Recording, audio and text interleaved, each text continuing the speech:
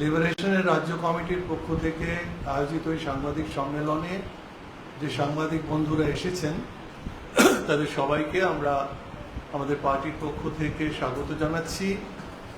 আমন্ত্রণ পত্রে উল্লেখ ছিল, আবারও বলি যে আজকের এই সাংবাদিক সম্মেলনের মূল বিষয়টা হচ্ছে যে সদ্য সমাপ্ত যে অষ্টাদশ বিধানসভা নির্বাচন, তার আগে 4 মাস ধরে যে পর্ব চলেছে, যাকে আমরা SIR হিসেবে আজকে সবাই জেনে গেছি, বিশেষ নিবিড় একটা পুনর্বিবেচনা করা হয়েছে ভোটার তালিকার, এবং তার মধ্যে থেকে সব সমেত প্রায় 91 লক্ষ মানুষের নাম সেই বাতিল হয়েছে ভোটার লিস্ট থেকে।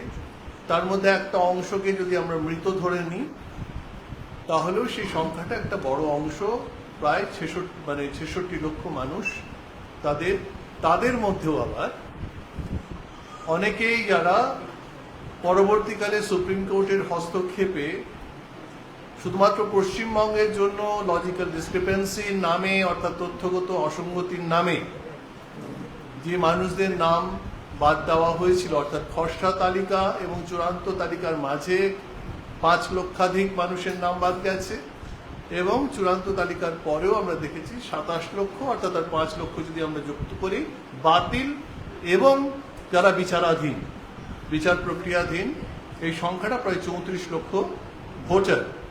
আমরা মনে করি এর মধ্যে বেশিরভাগটাই বৈধ ভোটার, যার প্রক্রিয়াগত বিষয়গুলো এখনো অবধি সম্পূর্ণত যারা আবেদন করেছেন এই ধরনের অ্যাপেলেট বডিগুলোর কাছে, তাদেরও এখনো অবধি তারা জানেন না তাদের ভবিষ্যতে কি অপেক্ষা করছে, তারা কতটা কি হবে। ইতিমধ্যে এই 34-35 লক্ষ মানুষ যারা ট্রাইব্যুনালে আবেদন করেছেন, তার মধ্যে ইতিমধ্যে সমাধান হয়েছে মাত্র 1604 বা এরকম একটা সংখ্যা আছে। তা আপনারা বুঝতে পারছেন যে এই প্রক্রিয়াটা যদি এই গতিতে চলতে থাকে, তাহলে সেটা আগামী লোকসভা নির্বাচন যেটা 2029-এ আছে, বা তার আগে যে সিভিক বডিগুলোর, অর্থাৎ কর্পোরেশন, মিউনিসিপ্যালিটি ইলেকশনস, পঞ্চায়েত নির্বাচন এবং অন্যান্য নির্বাচন, এমনকি পুরো যে অন্তত 5 বছরের সময়সীমার মধ্যে আমরা দেখছি 2029-এর লোকসভা নির্বাচনের মধ্যেও এই প্রক্রিয়া সমাপ্ত হবে কিনা এই সন্দেহ আমরা করছি না। হাইকোর্টের প্রধান বিচারপতি শিব জ্ঞানম তিনি এই প্রক্রিয়ার সঙ্গে যুক্ত ছিলেন। তিনি তার অবসর গ্রহণের আগে এবং তার আগেই তিনি এই প্রক্রিয়া থেকে নিজেকে সরিয়ে নিয়েছিলেন, এই কথা বলে যে এই প্রক্রিয়াটা দীর্ঘস্থায়ী হচ্ছে, এটা কবে শেষ হবে, কি হবে সেটা সম্পর্কে হাইকোর্টের প্রাক্তন প্রধান বিচারপতি তিনিও সন্দেহ প্রকাশ করেছেন, এবং এই কারণেই তিনি সেই অ্যাপেলেট বডি থেকে নিজেকে সরিয়ে নিয়েছিলেন। আমরা এখানে যে সাংবাদিক সম্মেলন করছি, আমরা বিগত মাসাধিক কাল ধরে পশ্চিমবঙ্গের প্রায় প্রতিটি জেলাতে আমরা যারা এই বাতিল এবং যারা বিচারাধীন যে মানুষেরা আছেন, যারা ভোটার, যারা বিগত বহু নির্বাচনেই তারা তাদের পরিবার এবং তারা ভোট দিয়ে এসেছেন, তাদের নামগুলো বাদ চলে গেছে, এবং তাদের আমরা স্বাক্ষর সংগ্রহ করেছি।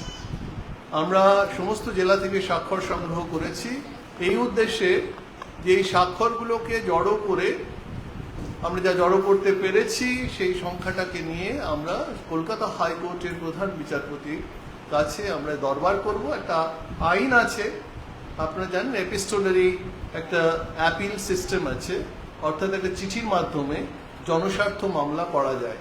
আমরা সেই চিঠিটা আমাদের পার্টির পক্ষ থেকে আমরা একটা চিঠি দিচ্ছি, এবং তার সঙ্গে এই যত স্বাক্ষর আমরা সংগ্রহ করতে পেরেছি তাই সেগুলোকে যুক্ত করে আমরা এটাকে জনস্বার্থ মামলা হিসেবে যাতে মহামান্য আদালত সেটাকে বিবেচনা করেন সেই দাবি নিয়ে আমরা যাব। আমরা আগামী 5ই জুলাইয়ের মধ্যে প্রধান বিচারপতির কাছ থেকে সময় চেয়ে নিয়ে আমি তার দপ্তরে আমরা এটা জমা করব। এখন আমাদের এই আজকে যে দাবিটা, এর মধ্যে থেকে যে কথাগুলো উঠে এসেছে, একটা হচ্ছে যে এই ধরনের যে 19টি ট্রাইব্যুনাল গঠিত হয়েছে বলে আমরা জানি, এবং সেই 19টি ট্রাইব্যুনালই সম্পূর্ণত একটা জায়গাতে তা কেন্দ্রীভূত আছে সেটা জোকাতে। আমাদের একটি অন্যতম দাবি, যেটা অন্যান্য রাজনৈতিক দলও হয়তো করছেন, আমরাও খুব জোরের সঙ্গে করছি, যে প্রকৃত অবস্থাতে প্রকৃত ভোটারদের যদি সুবিচার করতে হয়, তারা যাতে তাদের ভোটাধিকার ফিরে পেতে পারেন। যে মানুষেরা আমাদের সঙ্গে আছেন আপনারা জানেন, তাদের পরিচয় আমরা দিয়ে দেব। তাহলে এটাকে অন্তত ব্লক ভিত্তিক, এই ট্রাইব্যুনালগুলোর কোনো শাখা সেটা প্রতিটি জেলার ব্লক ভিত্তিক একটা জায়গাতে রাখতে হবে, এবং এটার একটা সময়সীমা এবং কিভাবে এটা পরিচালিত হচ্ছে তার স্বচ্ছতা, অর্থাৎ ট্রাইব্যুনালগুলো কি প্রক্রিয়া পরিচালিত হচ্ছে তার স্বচ্ছতা প্রয়োজন, এবং যাতে এই মামলাগুলি যে বিচারাধীন যে মানুষরা আছেন বা বাতিল হয়ে গেছেন, যারা অ্যাপিল করেছেন, তাদের মামলাগুলো দ্রুত নিষ্পত্তি হয়, এই দাবিটা আমরা রাখছি। আর সবচেয়ে আশঙ্কার বিষয় হচ্ছে যে যাদের নাম বাতিল হয়ে গেছে, আজকে যারা রাজ্য সরকারে আছেন, মুখ্যমন্ত্রী শুভেন্দু অধিকারীর নেতৃত্বে, তারা ইতিমধ্যেই সিদ্ধান্ত নিয়েছেন, ক্যাবিনেট সিদ্ধান্ত নিয়েছেন যে ভোটার লিস্টে যারা বাদ পড়ে গেছে তাদের নাগরিক অধিকার হিসেবে যে রেশন ব্যবস্থা, অর্থাৎ পিডিএস, পাবলিক ডিস্ট্রিবিউশন সিস্টেম থেকে তারা সুবিধে পাবেন না। তার মানেই এক এক করে তারা বাকি যে সামাজিক সুরক্ষা প্রকল্পগুলো রয়েছে, সেটা অন্নপূর্ণা ভান্ডারই হোক আর অন্যান্য যা কিছু আছে, সমস্ত কিছু থেকে তাকে বঞ্চিত রাখা হয়েছে। অথচ তারা জানেন না যে তাদের ভাগ্যে কি আছে, এবং সেটা আদালতও স্পষ্ট করে বলেনি যে এই মানুষগুলোর ভোটাধিকার নেই। সুতরাং এমন একটা অবস্থা দীর্ঘস্থায়ী যদি হয়, তাহলে একটা ওই মানুষগুলো যাদের নাম ভোটার লিস্টে নেই এবং তাদের পরিবার, এটা যদি জুড়ে নিই আমরা, তাহলে সেটা কিন্তু কোটি এবং 1.5 কোটি 2 কোটি মানুষ তার সরাসরিভাবে তারা সেটার মানে অ্যাফেক্টেড হবেন। সুতরাং আমরা এখানে এই দাবিগুলো করছি। প্রথমত যে এখানে ব্লক স্তরে 3টে খুব গুরুত্বপূর্ণ দাবি, সেখানে খুব দ্রুততার সঙ্গে এগুলো নিষ্পত্তি করতে হবে। দ্বিতীয় দাবি হচ্ছে যে অন্তত ব্লক স্তরে এই ট্রাইব্যুনালের কার্যক্রম যাতে নামিয়ে আনার ব্যবস্থাপনা করা হয়, সেটা আমাদের দাবি। তৃতীয় দাবি হচ্ছে যে কোনো মানুষকেই, যারা বিচারাধীন রয়েছেন, যারা বাতিল হয়ে গেছে, শুধু ভোটের তালিকায় তাদের নাম না থাকার দরুন বাকি সমস্ত নাগরিক সুবিধা থেকে তাদের বঞ্চিত করা চলবে না। এবং আমরা যেটা বলছি সেটা হচ্ছে যে এই পদ্ধতির পরে, আজকের সাংবাদিক সম্মেলনের পরে, আমরা যেমন হাইকোর্টের প্রধান বিচারপতির কাছে আমরা আবেদন করব জনস্বার্থ মামলা, সে মামলা তো চলবে, কিন্তু একই সঙ্গে আমরা উদ্যোগ নিচ্ছি যে কলকাতা শহরে আমরা বিভিন্ন জেলার মানুষকে জড়ো করে একটা বড় গণশুনানি, সেখানে কোনো রিটায়ার্ড জাজকে সামনে রেখে একটি প্যানেল করে আমরা সেই গণশুনানির মধ্য দিয়ে একটা তারা যাতে সুবিচার পান, সেই দাবিটাকে আরো জোরের সঙ্গে তোলার আমরা চেষ্টা করব।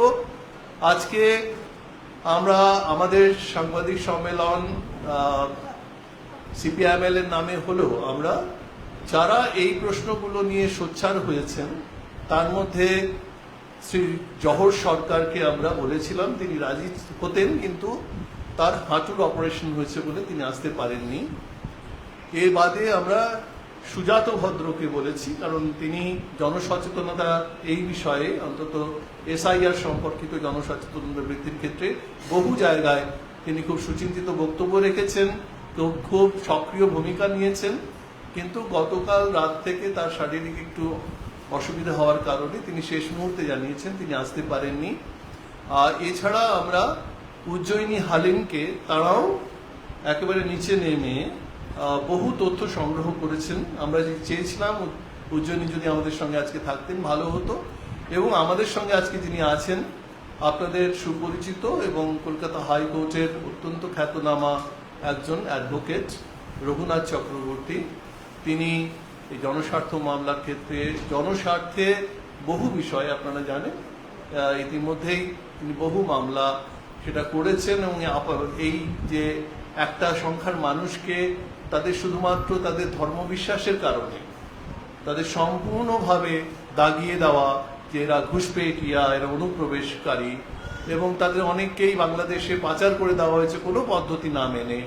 সেই মামলাগুলো শ্রী রঘুনাথ চক্রবর্তী তিনি সেই মামলাগুলো লড়ছেন। আমরা আশা করব যে সেই ক্ষেত্রেও তিনি তার সুচিন্তিত মতামত রাখবেন। আমাদের সাংবাদিক সম্মেলনে আমরা প্রথম আপনাদের সামনে আমাদের বক্তব্য তুলে ধরবেন পার্টির সাধারণ সম্পাদক কমরেড দীপঙ্কর ভট্টাচার্য।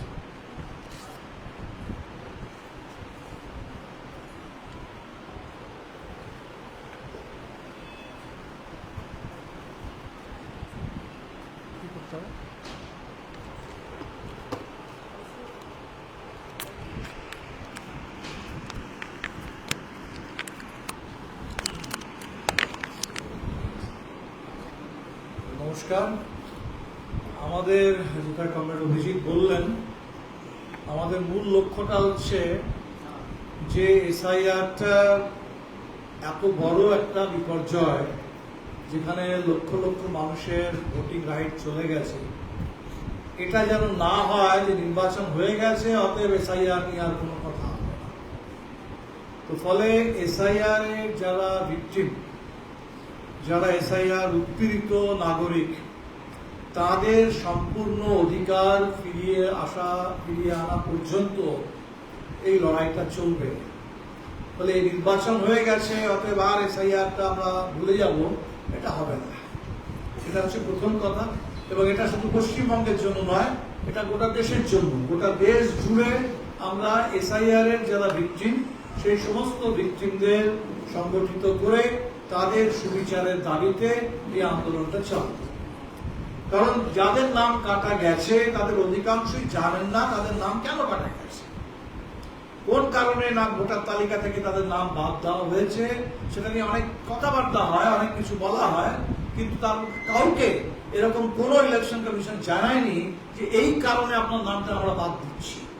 দ্বিতীয় যেটা ইলেকশনের আইন বলে, যাদের নাম বাদ দেওয়া হবে তাদেরকে সুযোগ দিতে হবে, তাদেরকে আত্মপক্ষ সমর্থনের সুযোগ দিতে হবে।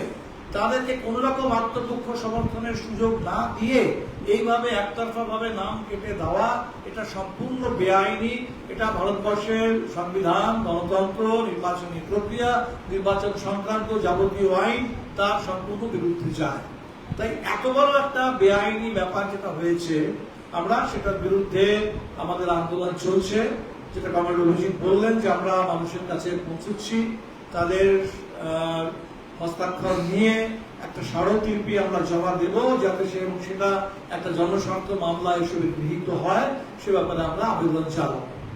দ্বিতীয় যেটা আমাদের কাছে বড় প্রশ্ন, সেটা হচ্ছে যে এসআইআর এ যে নাম চলে গেল, তার তো নির্বাচনের ফলাফলের উপর একটা বিরাট প্রভাব পড়েছে। সেটা নিয়ে আজকে আমরা আলোচনায় যাচ্ছি না। এটা গোটা পশ্চিমবাংলা দেখতে পাচ্ছে, গোটা দেশ দেখতে পাচ্ছে যে ভোটার লিস্ট থেকে লক্ষ লক্ষ নাম কেটে দিয়ে যে ভোটটা করানো হয়, সেই ভোটটা, সেটাকে কোনো একটা ফ্রি অ্যান্ড ফেয়ার ইলেকশন বলা যায় না। সেই ভোটটাকে মানুষের যে তাদের রাজনৈতিক রায়, তাদের যে গণতান্ত্রিক অভিমত, তার প্রতিফলন বলা যায় না। এটা আমরা বিহারেও দেখেছি, এটা আমরা পশ্চিমবাংলাতেও দেখলাম। এটা যেখানেই এসআইআর হবে সেখানে সেই সমস্ত নির্বাচনে আমরা নির্বাচনটাকে একটা ক্ষত বিক্ষত হতে দেখছি। কিন্তু যেটা বড় প্রশ্ন, সেটা হচ্ছে যাদের ভোট চলে গেল তাদের এরপরে ধীরে ধীরে আরো সবকিছু চলে যাচ্ছে। আমি একটা খবর দেখলাম, টেলিগ্রাফের মতো পশ্চিমবাংলার কলকাতার এত একটা প্রতিষ্ঠিত খবরের কাগজ, সেই কাগজের যিনি দীর্ঘদিন সম্পাদক ছিলেন, তার নাম ভোটার লিস্টে নেই। এসআইআর এর তিনিও একজন ভিকটিম, এবং ভোটার লিস্ট থেকে নাম চলে যাওয়ার ফলে তার পাসপোর্ট রিনিউ হচ্ছে না।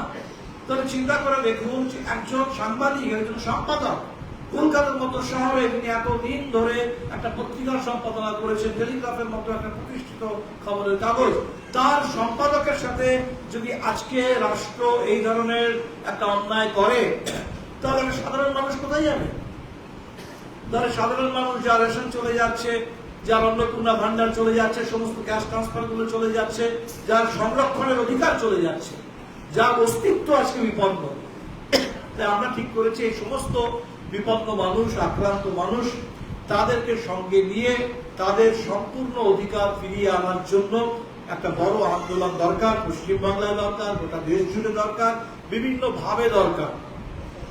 তাই আপনাদের সকলের কাছে এটা আমাদের আবেদন, পশ্চিমবাংলার সিভিল সোসাইটির কাছে আমাদের আবেদন, পশ্চিমবাংলার জাগ্রত জনমত তার কাছে, পশ্চিমবাংলার মানুষের জাগ্রত বিবেক, সেই বিবেকের কাছে, সেই জনমতের কাছে এটা আমাদের আবেদন যে এত বড় একটা অন্যায় আমাদের চোখের সামনে দিয়ে হয়ে গেল এবং সেই অন্যায়টা হয়ে চলেছে, সেই অন্যায়টা শেষ হয়নি। এই এত বড় একটা অন্যায়কে যদি আমরা মুখ বুঝে মেনে নিই তাহলে গণতন্ত্রের কোনো মানে থাকবে না। তাহলে আগামী দিনে কেউ কোথাও কোন ক্ষেত্রে কোন নিরাপত্তা, কোন ন্যায় বিচারের আশা করতে পারবেন না। আজকে একজনের অধিকার বিপন্ন, আগামী দিনে আরেকজনের অধিকার বিপন্ন হবে। তাই আমরা সকলে মিলে যাদের আমাদের ভোটটা এই যাত্রায় বেঁচে গেছে, যারা ভোট দিতে পেরেছেন, ভোটার লিস্টে যাদের নামটা এই যাত্রায় কোনোভাবে বেঁচে গেছে, তারাও কিন্তু বিপন্ন। আগামী দিনে তাদেরও নাম যে কোনো সময় চলে যেতে পারে। তাই আজকে এই সমস্ত যারা এসআইআর উত্তীর্ণ, এটা পশ্চিমবাংলার সব থেকে নতুন একটা সম্প্রদায়, যদি বলি এটা একটা কমিউনিটি। এসআইআর উত্তীর্ণ মানুষ, এর মধ্যে হিন্দু আছেন, এর মধ্যে মুসলিম আছেন, এর মধ্যে মহিলা আছেন, এর মধ্যে পুরুষ আছেন, এর মধ্যে গ্রামাঞ্চলের খেটে খাওয়া মানুষ আছেন, এর মধ্যে শহরের পরিযায়ী শ্রমিক আছেন, সবাই আছেন, কে নেই, আদিবাসী আছেন, দলিত আছেন। এটা পশ্চিমবাংলায় একটা নতুন কমিউনিটি ক্রিয়েট করা হয়েছে, যারা হচ্ছে মানুষ, যারা বঞ্চিত মানুষ, যাদের অধিকার কেড়ে নেওয়া হয়েছে। এই যে অধিকারহীন মানুষ, যাদেরকে আরো বেশি অন্ধকারের দিকে একটা অনিশ্চয়তার মধ্যে ঠেলে দেওয়া হচ্ছে, এই বঞ্চিত মানুষের পাশে দাঁড়ানো, এই নিপীড়িত নির্যাতিত মানুষের পাশে দাঁড়ানো, এটা আজকে আমাদের কাছে বড় দাবি। অমিত শাহ নির্বাচনের সময় একটা কথা বলেছিলেন, একটা 3D ফর্মুলার কথা বলেছিলেন। দিস ইজ এ ডায়াবলিক্যাল ডিজাইন, একটা ডায়াবলিক্যাল ডিজাইন। সেটা হচ্ছে 3D, তার মানে প্রথমে ডিটেক্ট, তারপরে বললেন ডিলিট, আর তারপরে বলছেন রিপোর্ট। তো যদি ধরে নিই যে যাদেরকে ওরা ওদের মতো করে একটা ডিটেক্ট করে ডিলিট করে দিলেন, তাদের জন্য কি আগামী দিনে পশ্চিমবাংলার ডিপোর্টেশন অপেক্ষা করে আছে? তাদেরকে কোথায় ডিপোর্ট করা হবে? তারা এই যে একটা অদ্ভুত কথা বলা হলো, একটা হোল্ডিং সেন্টার তৈরি করা হচ্ছে, ডিটেনশন ক্যাম্প তৈরি করা হচ্ছে, তাহলে আমরা দেখছি বিরাট সংখ্যার মানুষকে একটা বিরাট অন্ধকার ভবিষ্যতের দিকে, একটা বিপদের দিকে ঠেলে দেওয়া হচ্ছে। পশ্চিমবাংলা থেকে ওপারে বাংলাদেশে পাঠিয়ে দেওয়া হচ্ছে, বাংলাদেশ তাদেরকে আবার ফেরত পাঠিয়ে দিচ্ছে। আর দুই দেশের সীমানার মাঝখানে সেই নোম্যান্স ল্যান্ডে, সেখানে যে শিশু কাঁদছে, সেখানে যে মহিলা, সেখানে যে বৃদ্ধ যারা নির্যাতিত, এটা শুধুমাত্র নাগরিকত্বের সংকট নয়, এটা শুধুমাত্র সংবিধানের সংকট নয়, এটা মানবতার সংকট। ওই গাজাতে যে শিশুর কান্না আমরা শুনি, ওই গাজার শিশুর কান্না আর পশ্চিমবাংলার সীমান্তে এইভাবে এসআইআর এর বলি হওয়া মানুষের কান্না, ওটা একই কান্না। এই যে নির্যাতিত মানবতার যে আজকে আওয়াজ, এই পশ্চিমবাংলার নির্বাসিত, নির্যাতিত, অত্যাচারিত এই যে মানবতা, সেই মানবতার পক্ষে দাঁড়ানো। সেই জন্য ব্যাপারটা শুধুমাত্র একটা আইনি এসআইআর এবং তার ব্যক্তি, তার কথা নয়। এখান থেকে আমরা শুরু করছি, কিন্তু এটার একটা বড় মানবিক দিক আছে। এই সমস্ত দিকটা নিয়ে পশ্চিমবাংলা এটা বিরুদ্ধে রুখে দাঁড়াক। যেটা কমরেড অভি বললেন যে আগামী দিনে আমরা এই স্মারকলিপিটা জমা দেব, আমরা একটা গণশুনানির দিকে যাব এবং পশ্চিমবাংলা জুড়ে যাতে এই মানুষগুলো তাদের পাশে আমরা থাকতে পারি, একটা বিরাট সলিডারিটি। আপনি যেরকম ভাকার উচ্ছেদে সেই সমস্ত মানুষ যারা উচ্ছেদের সামনে দাঁড়িয়ে আছেন, যারা এই ডিমলিশন বুলডোজারের সামনে দাঁড়িয়ে আছেন, সেই বুলডোজারের সামনে দাঁড়িয়ে থাকা মানুষ, সেই উচ্ছেদের মুখে পড়া মানুষ, তাদের পাশে যেভাবে আমরা দাঁড়াবো, একইভাবে যাদের উপরে, যাদের ভোটার লিস্টের উপর দিয়ে বুলডোজার চলে গেছে, যাদের নামগুলো কেটে নেওয়া হয়েছে, যাদের আরো সমস্ত অধিকার কেড়ে নেওয়া হচ্ছে, সেই সমস্ত মানুষের পাশে আমরা দাঁড়াবো। এটা একটা খুব বড় গণ আন্দোলনের দাবি রাখে এবং এই বড় গণ আন্দোলন আগামী দিনে পশ্চিমবাংলায় গড়ে উঠবে, এটা আমাদের বিশ্বাস। এবং এই গণ আন্দোলনে আমরা সবাইকে সঙ্গে নিয়ে, এটা কোনো দল বিশেষের ব্যাপার নয়, এটা কোনো একটা নির্দিষ্ট মতবাদের প্রশ্ন নয়, এটা গোটা বাংলার প্রশ্ন, এটা গোটা বাংলার বঞ্চিত মানুষের প্রশ্ন, এটা গণতন্ত্র, সংবিধান, আইনের প্রশ্ন। তাই আমরা আশা করব যে পশ্চিমবাংলার যে সিভিল সোসাইটি, পশ্চিমবাংলার যারাই প্রগতিশীল, যারা ওরা লজিক্যাল ডিসক্রিপেন্সির কথা বলে, আমরা লজিক্যাল ন্যাশনাল থিঙ্কিং এর কথা বলি, যারাই লজিক্যালি ন্যাশনালি চিন্তা ভাবনা করেন, সেই সমস্ত মানুষ শিক্ষিত, যারা কেউ হয়তো লিখছেন, কেউ হচ্ছে পড়াচ্ছেন, কেউ হয়তো সাংবাদিকতা করছেন, কেউ হয়তো কোর্টে উকিলের কাজ করছেন, সকলের কাছে আমাদের আবেদন যেটাকে একটা পশ্চিমবাংলার সিভিল সোসাইটির সামনে বড় চ্যালেঞ্জ, এই চ্যালেঞ্জটা নিয়ে যাতে আমরা গোটা দেশ জুড়ে দাঁড়াতে পারি এবং বাংলার মুখে দাঁড়াতে পারি। এবং আজকে আমরা যাদের কাছে এখনো পর্যন্ত যেতে পেরেছি, প্রায় অন্তত 20,000 মানুষ এখনো পর্যন্ত আমাদের কাছে হস্তাক্ষর জমা দিয়েছেন, আরো অনেক অনেক হস্তাক্ষর আসছে, অনেকে ফোন করছেন, আমরা সকলের কাছে পৌঁছতে চাই।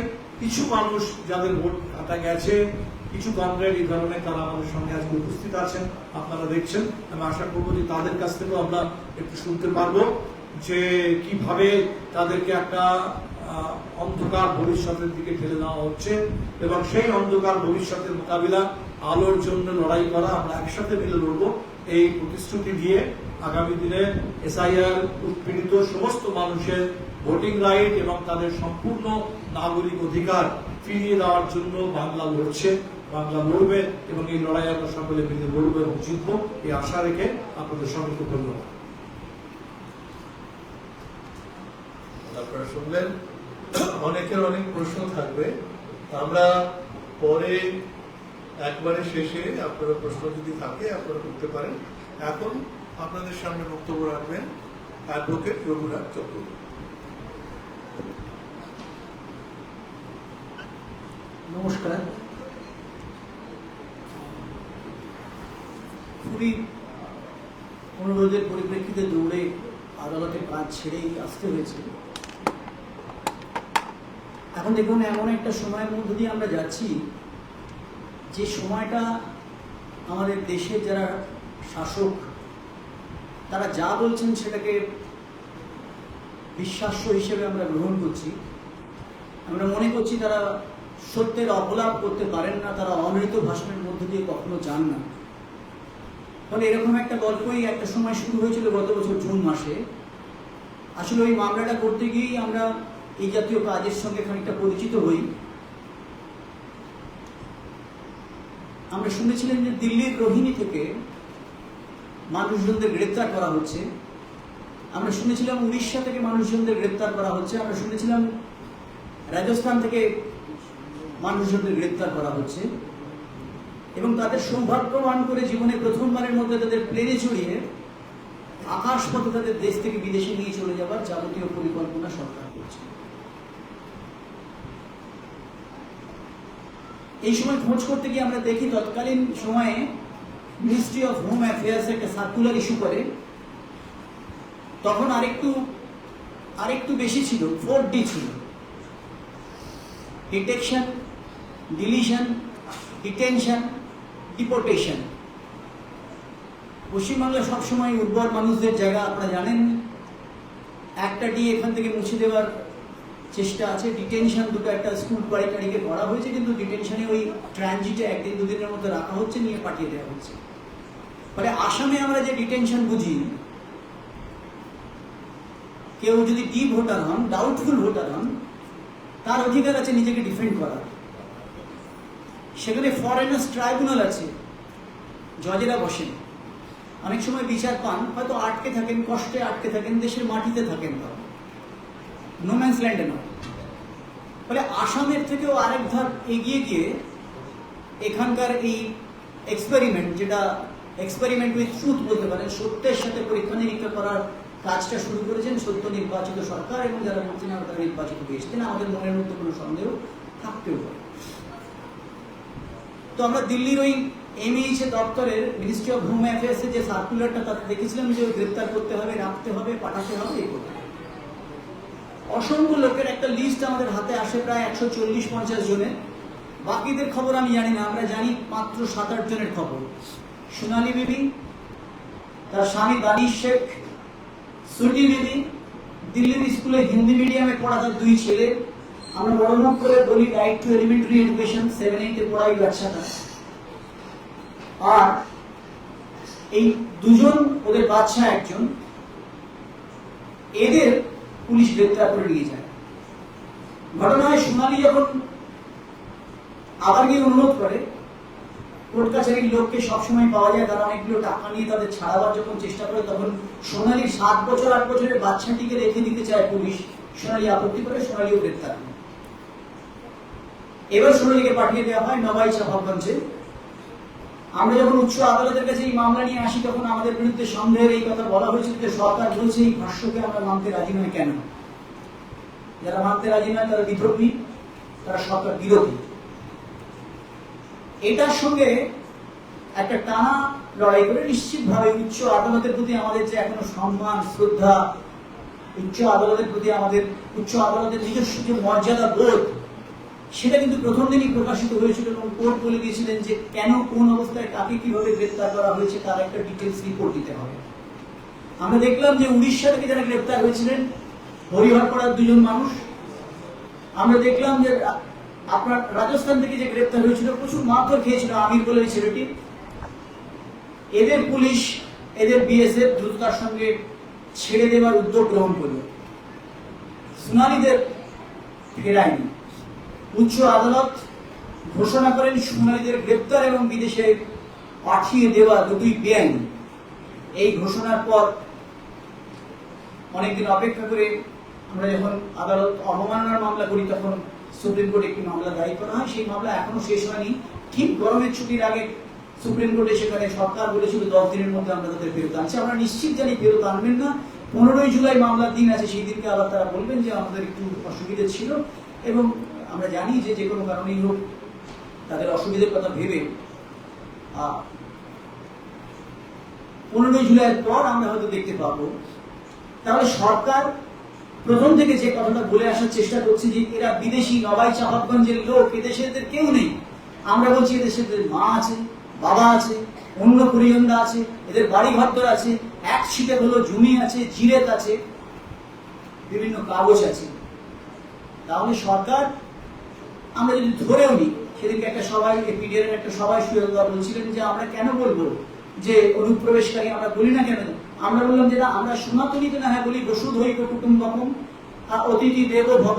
আচ্ছা, আপনারা সনাতনী ভাষায় কথা বলছেন, আমরা তাই বলতে চাইছি। এইটুকু করুন, বাংলাদেশের লোক এসেছে, নির্দিষ্ট পদ্ধতি প্রকরণ মেনে তাদের প্রত্যার্পণ করুন।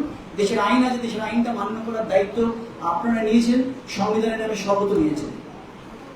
প্রশ্ন হচ্ছে যে এই যে ন্যারেটিভসটা তখন দেওয়া হচ্ছিল যে যাদের গ্রেপ্তার করা হয়েছে সবাই বিদেশি, তারা নবাই চাঁপাগঞ্জে কোথায় থাকে তাও বলে দেওয়া হচ্ছে, কিন্তু একটা ভেরিফিকেশন লাগে, তো একটা জানতে হয় রাজ্য সরকারের কাছ থেকে সত্যি এই লোকগুলো এখানে বসত করে কিনা, তাদের বাড়ি বা ঠাকুরদা, সংসার, বসতি কোনোকালে ছিল কিনা। সেটা না করে এই যে পাঠানোর চেষ্টা, সেই পাঠানোর চেষ্টা তৎকালীন উচ্চ আদালতের রায়ের পরিপ্রেক্ষিতে খানিকটা ব্যর্থ হয়ে যায়। এখনো যাদের গ্রেপ্তার করা হচ্ছে, হিট অ্যান্ড রান, ধরো এবং ছুড়ে ফেলে দাও। সরকার যদি মনে করেন যে এখানে অনেক বিদেশি আছে, আমরা সরকারের সঙ্গে একমত, ইন্টারনাল এবং এক্সটার্নাল অ্যাগ্রেশন থেকে দেশকে বাঁচাবার জন্য সরকারের বিধি নির্দিষ্ট কর্তব্য আছে, আমরা সরকারের সঙ্গে একমত হলাম। আমরা বললাম যে হ্যাঁ, অনুপ্রবেশকারী আছে, লোকের বাড়ি দাসীবৃত্তি করবার জন্য বাংলাদেশের বর্ডার টপকে কিছু মানুষ হয়তো কখনো কখনো এখানে এসেছেন, আসেন, নিয়ে কোথাও বলতে যাবো কেন? কিন্তু যে নির্দিষ্ট প্রকরণ পদ্ধতি মেনে সেটা করা উচিত। সরকার না করলে আমার মনে হয় যে আমাদের সবাই আদালতের কাজ ফেলে রেখেই আমাকে এখানে আসতে হচ্ছে, এবং সে আশার বোধ হয় একটা ব্রাহ্ম মুহূর্ত এখন তৈরি হয়েছে। আমরা যদি সবাই এটা না বলতে চাই একযোগে, তাহলে আগামী দিনে এটা একটা অত্যন্ত জটিল সমস্যায় পরিণত হবে। আজকে একটি মামলায় আমি উচ্চ আদালতের মুখোমুখি হচ্ছিল, সেখানে এটা বলা হচ্ছে যাদের নাম এসআইআর এ বাদ গেছে, ডিলিটেড হয়েছে, তারা SC/ST লিস্টে আর থাকবেন না। এসআইআর এর নাম আছে, ডিলিটেড হয়েছে, পাসপোর্ট পাবেন না।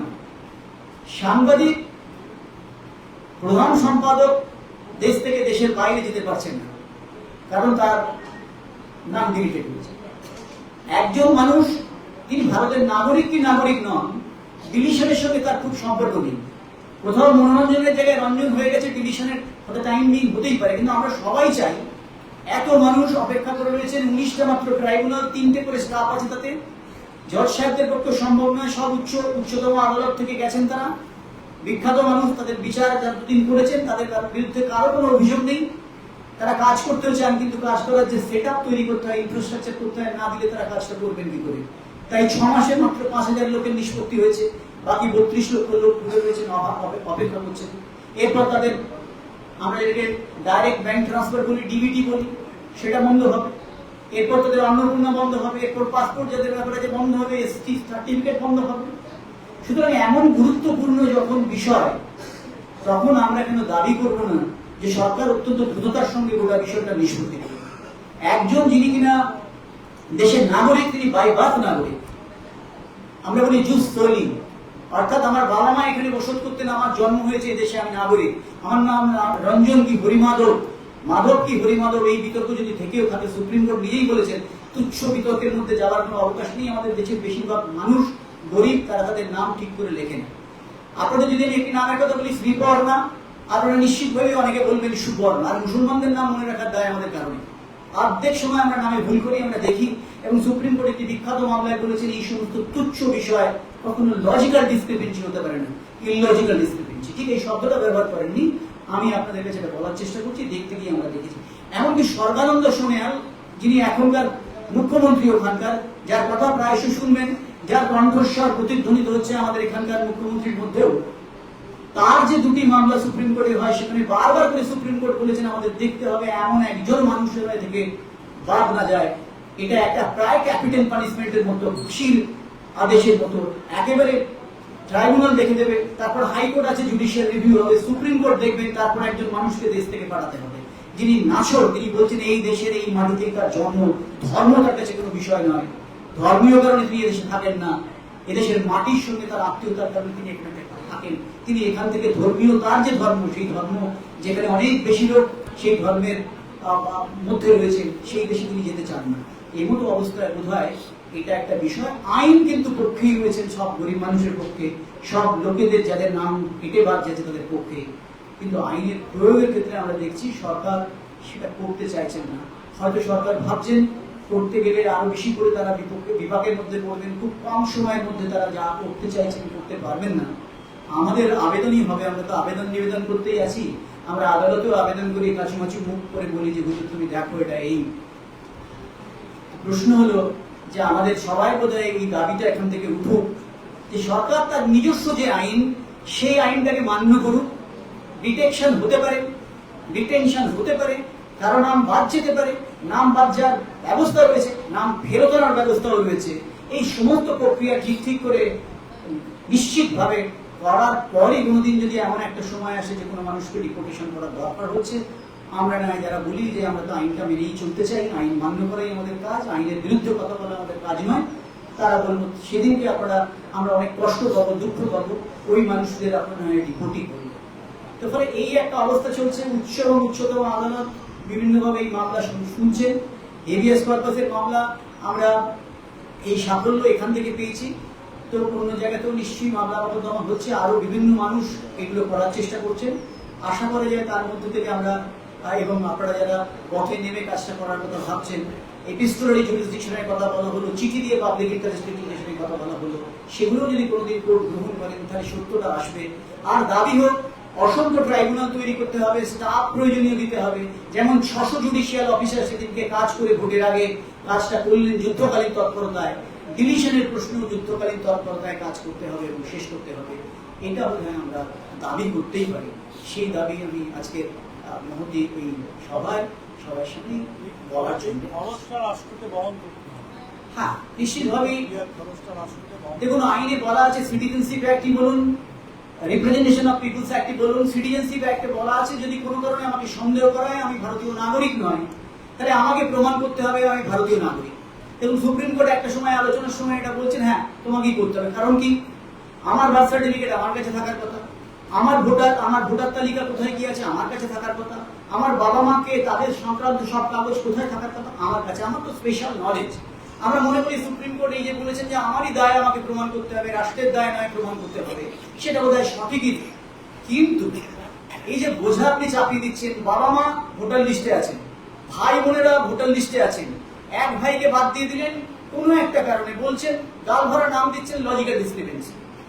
এই অত্যাচার যেটা চাপছে সাধারণ মানুষের জনগণের উপর, সেই অত্যাচারটা শুধু আপনি তো ওয়েলফেয়ার রাষ্ট্র হিসেবে নিজেকে বলেন, আপনি তো বলছেন আপনি মঙ্গলময় রাষ্ট্র, আপনি মানুষের মঙ্গল করার জন্য আপনার সবসময় আপনি ঘুম হয়, নিদ্রা আপনার ব্যাহত হয়, তাহলে এই খরচও আপনাকে বহন করা উচিত। সেই খরচ বহন করার দায়ও সরকার এই আবেদন বোধহয় আমাদের বলতে হবে, এবং আমরা আদালতে যখন এই কথা বলবো নিশ্চিতভাবে বলবো যে cost is to be borne by the state, mighty state, রাষ্ট্র, বিরাট রাষ্ট্র। ধন্যবাদ রঘুনাথ বাবুকে। আমরা শেষ পর্যায়ে এসেছি এবং এখানে আমাদের সঙ্গে উপস্থিত আছেন আমাদের পার্টির রাজ্য সদস্য অজয় বসাক। তিনি নিরন্তরভাবে এই সই সংগ্রহ এবং মানে সাধারণ মানুষ যারা নাম বাদ গেছে তাদের সঙ্গে যোগাযোগ রেখে চলেছেন, এবং আমাদের সঙ্গেও তারা আজকে আছেন। তারাও ছোট ছোট করে বলবার চেষ্টা করবেন এই ব্যাপারটাতে। তবে অজয়কে আমি অনুরোধ করবো বিষয়টা পরিচালনা।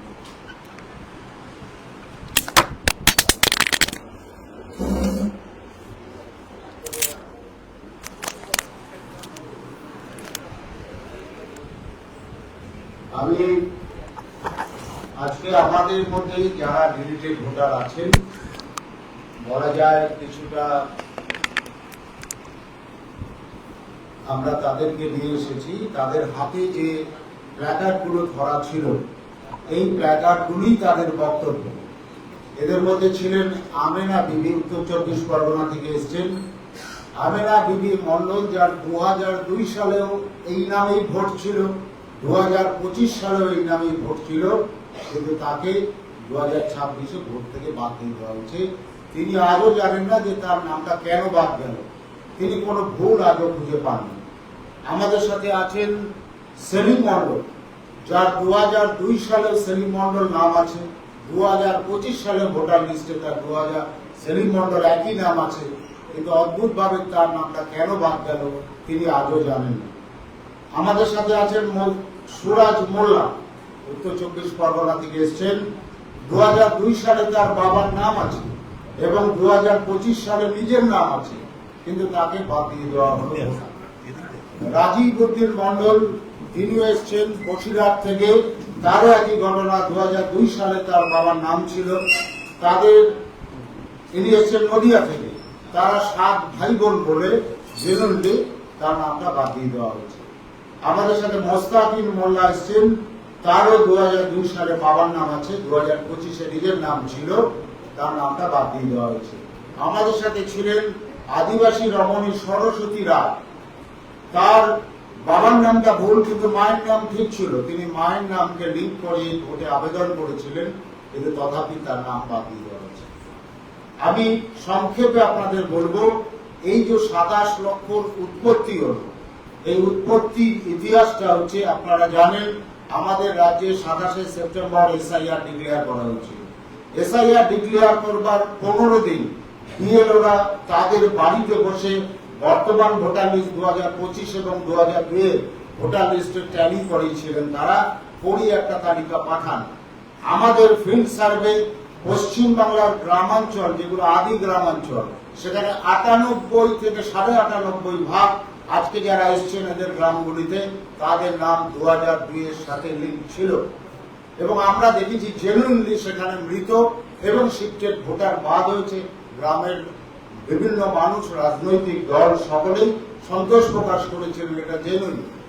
আমরা এরপরে দেখলাম যে এসআইআর ফর্ম জমা হলো বাড়ি বাড়ি। 28শে ফেব্রুয়ারি লাস্ট এসআইআর ফর্ম তাদের জমা করতে হলো সকলকে। 2রা মার্চ মাত্র 48 ঘন্টার মধ্যে পশ্চিমবাংলা আমরা দেখতে পেলাম হাজার হাজার মানুষের নাম ওই একজুড়ি আসছে লজিক্যাল ডিসক্রিমিনেন্সির নামে। সেদিন আমরা অবাক হয়েছিলাম যে পশ্চিমবাংলার 6.5 কোটি ভোটার থেকে মাত্র 48 ঘন্টায় কি করে এই ধরনের লজিক্যাল ডিসক্রিমিনেন্সি বার করা যায়, আমরা সেদিন অবাক হয়েছিলাম। এবং আমরা বিভিন্ন গ্রামে গিয়ে দেখলাম যে তাদের কারণগুলি মোটামুটি ভাবে, কারো 3 ভাই বোন তাকে 6 ভাই বোন বানানো হয়েছে, কারো কে বানানো হয়েছে যে তার আগে খাতুন ছিল, তার এখন বিবি হয়েছে বিবাহের পরে, এই কারণে। এমনকি এমন চিঠিও আমরা দেখেছি যে চিঠিতে বলা আছে অন্য কোনো কারণে, অর্থাৎ তাকে কারণ জানানো হয়নি বা তাদের কাছে কোনো কারণ নেই। এইভাবে তাদেরকে নিয়ে আসলো এবং আপনারা জানেন ব্লকে ব্লকে তাদের হিয়ারিং হলো এবং হিয়ারিং হবার পরে আমরা দেখলাম এই 27 লক্ষ বার হলো। এই 27 লক্ষ বার করার চিত্র হিসাবে আমরা দেখলাম যে অদ্ভুত তার মধ্যে বৈচিত্র্য আমরা দেখলাম। সেটা হচ্ছে ছেলে মেয়ের নাম ভোট আছে, বাবার ভোট বাতিল, এক ভাইয়ের ভোট আছে, আরেক ভাইয়ের ভোট বাতিল, আবার কারো ক্ষেত্রে দেখা গেল বাবার নাম আছে, তার লিঙ্কে ছেলে মেয়ের নাম বাতিল, এই ধরনের বিভিন্ন। এবং আমরা এমন দেখলাম যে বিভিন্ন জায়গায় গ্রামের মানুষ বুঝতে পারছেন না যে তাদের হলো কি। এক ভাইয়ের নাম আছে, আরেক ভাইয়ের নাম নেই, ভাইয়ের নাম আছে তো বোনের নাম নেই, অথচ সকলেই লিঙ্ক করাচ্ছেন, একই বাবাকে দিয়ে লিঙ্ক করাচ্ছেন, কিন্তু তাদের মধ্যে বৈচিত্র্য দেখা যাচ্ছে। আমরা এমনও গ্রাম হদিশ পেয়েছি যে গ্রামে তাদেরকে নোটিশ করা হয়নি। একটা গ্রামে 963 ভোটারের মধ্যে 662 জনকে ডিলিট করা হয়েছে, অ্যাডজুডিকেশন করা হয়েছে। আমি যখন সেই গ্রামে পৌঁছালাম, আমি বললাম, আমাদের নোটিশও দেয়নি, আমাদের হিয়ারিং এর নোটিশও আসেনি, কিন্তু আমাদের গ্রাম থেকে 662 জনের নাম বাদ দিয়ে দেওয়া হয়েছে সামগ্রিকভাবে। তখন আমরা বাজারে একটা এআই এর কথা শুনলাম। আমরা পরবর্তীকালে দেখলাম যে এআই তার নামে দোষ চাপিয়ে কার্যত রাজ্য সরকার, রাজ্য নির্বাচন কমিশন, রাজ্য সরকার নয়, নির্বাচন কমিশন এসআইআর শুরু হওয়ার পর থেকে পরিকল্পিতভাবে ভোটার তালিকা ধরে ধরে এইভাবে তাদেরকে বাতিল করবার জন্য তারা তৈরি করেছেন, যেটা 48 ঘন্টার মধ্যে তারা করেছেন। এবং 2রা মার্চ থেকে 7ই মার্চের মধ্যে গোটা রাজ্য জুড়ে হাজার হাজার মানুষকে তারা অ্যাডজুডিকেশনে এনে ফেলেছে। এবং তার পরিণতি কোথাও দেখলাম ওরা কাঁচি চালিয়ে কেটেছে কোনো বুথে, কোথাও বা ওরা সেই মাংস কাটার কোপ দিয়েছে। একটা গ্রামে 650 ভোটারে 251 জন অ্যাডজুডিকেশন করে ডিলিট হয়েছে। বিভিন্ন গ্রামে 150 জন গড়ে এইভাবে আমরা দেখলাম। একদিকে সংখ্যালঘু গ্রামগুলোতে, একদিকে তফসিলি গ্রাম, বনগাঁ মহকুমা থেকে রানাঘাট থেকে শুরু করে বিস্তীর্ণ মহকুমা, আদিবাসী অঞ্চলগুলো, এবং এর একটা সাধারণ চিত্র আমরা দেখতে পেলাম। এরা সকলেই গরিব মানুষ বড় সংখ্যায়, এরা আদিবাসী, এরা তফসিল, এরা সংখ্যালঘু, এরা মহিলা। এই সমগ্র 34 লক্ষে প্রায় 62 থেকে 63% তারা হলেন মহিলা ভোটার। এবং তারা জানেন, যারা এই কাজ করেছেন তারা পশ্চিমবাংলার সাথে বিশ্বাসঘাতকতা করেছেন। তারা জানেন যে পশ্চিমবাংলার গ্রামের মানুষের বহু ধরনের নামের ভুল এদিক ওদিক থাকাটাই স্বাভাবিক। এইটাকে কাজে লাগিয়ে বাংলার মানুষের সাথে চক্রান্ত করেছে তারা, বাংলার মানুষকে এইভাবে তারা প্রতারিত করেছে। আমরা মানুষ মনে করেন আজকে গ্রাম বাংলায় হাহাকার, বহু ডিলিটেড ভোটার প্রশ্ন করেন কেন হলো, কি করে হলো, কবে সমাধান হবে। আজকে বহু মানুষ যখন শোনেন অন্নপূর্ণা পাবে না, আজকে রেশন নেবার জন্য পিএইচএইচ বা এসপিএইচ স্পেশাল ক্যাটাগরির কার্ড থাকার সত্ত্বেও তাদেরকে কাগজ নিয়ে ছুটতে হচ্ছে ব্লক খাদ্য দপ্তরে, ওটা না দিলে রেশন পাবে না। এইভাবে গোটা বাংলাকে যে হয়রানি করে তোলা হয়েছে, গোটা বাংলার বিরুদ্ধে যেটা করা হয়েছে, বহু মানুষ বলছেন আমি তো জন্মেছি এখানে। একজন ডিলিটেড ভোটার বলছে আমরা 800 বছর আমার বাবা মা 7 পুরুষ বসবাস করে, তিনি বলছেন আমি বলে দিতে পারবো আমাদের এই 8 পুরুষের নাম এখানকার, তাদেরকে বাতিল করে দেওয়া হয়েছে। এটা পশ্চিমবাংলার বুকে একটা চক্রান্ত, বড় ধরনের একটা রাজনৈতিক চক্রান্ত। এসআইআর নয় এবং কোন ধরনের এআই নয়, পরিকল্পিতভাবে রাজ্য নির্বাচন কমিশন এবং কেন্দ্রীয় সরকারের এজেন্সি যারা মিলিতভাবে পশ্চিমবাংলার এই মানুষগুলোকে ভোট থেকে বাতিল করেছে। সুতরাং এর বিরুদ্ধে লড়াই চাই, মানুষ লড়বেন। আমরা এই পদ্ধতিতে আবেদন জানাচ্ছি সুপ্রিম কোর্টে। এবং এই মানুষগুলো বলছেন কতদিন হয়রান হবে, আজকে তো হয়ে গেল ভোট প্রায় 2 থেকে 2.5 মাস, রেজাল্ট বেরিয়ে গেল, কতদিন চলবে? তারই ফয়সালার জন্য হাজার হাজার মানুষ আবেদন জানাচ্ছেন। আপনারা পাশে দাঁড়াবেন, এটাই আমাদের অনুরোধ। আমরা এবারে আমাদের এই সাংবাদিক সম্মেলন শেষ করব। তার আগে মঞ্চে আছেন পার্টির রাজ্য সদস্য রুমা হেরি ছোট করে সংক্ষেপে কিছু বলবেন, তারপরে কোনো প্রশ্ন থাকলে আমরা দীপঙ্কর।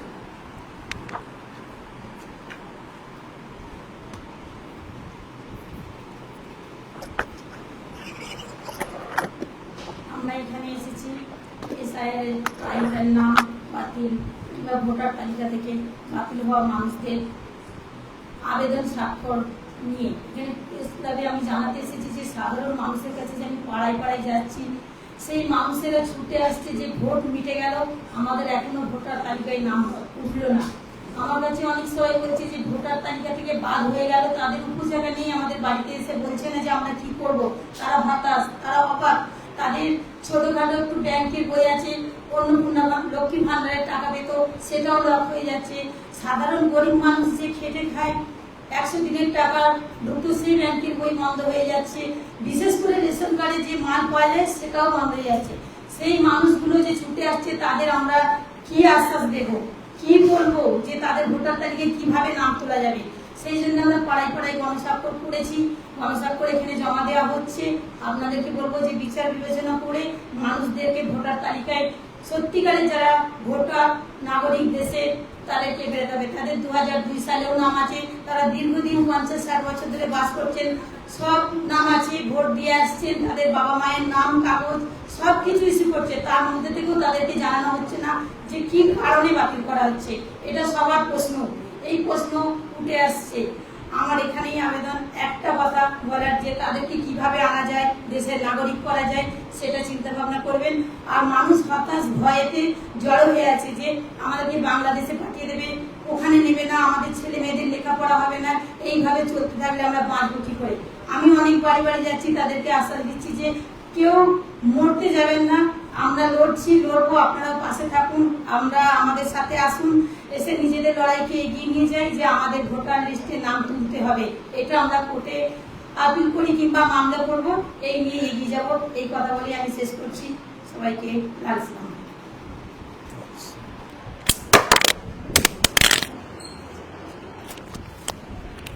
আমরা শেষ করছি, তার আগে আমরা যে নমুনা সংগ্রহ করেছি, অনেক হাজারে হাজারে আমাদের কাছে স্বাক্ষর আমরা সংগ্রহ করতে পেরেছি, তার কিছু নমুনা আমাদের সঙ্গে আছে। আমি অনুরোধ করবো কারণ দীপঙ্কর এবং অন্যান্য যারা আছেন তারা এটা একটু আপনাদের দেখাবেন।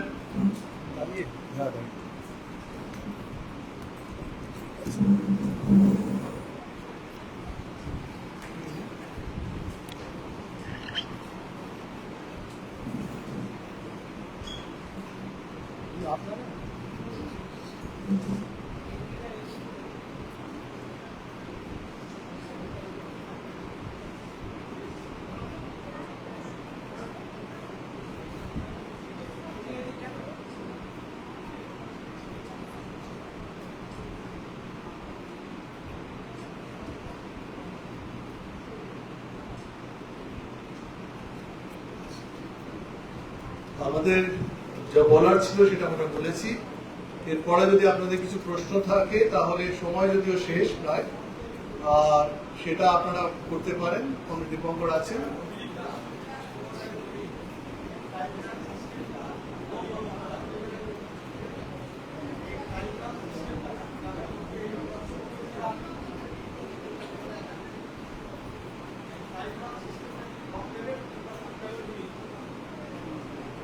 ঠিক আছে, আমরা দুঃখ প্রকাশ করছি সেই জন্য, এবং কিছুটা হয়তো সময়ের অসুবিধা আছে এবং শুরু করতে আমাদের একটু দেরি হয়েছে।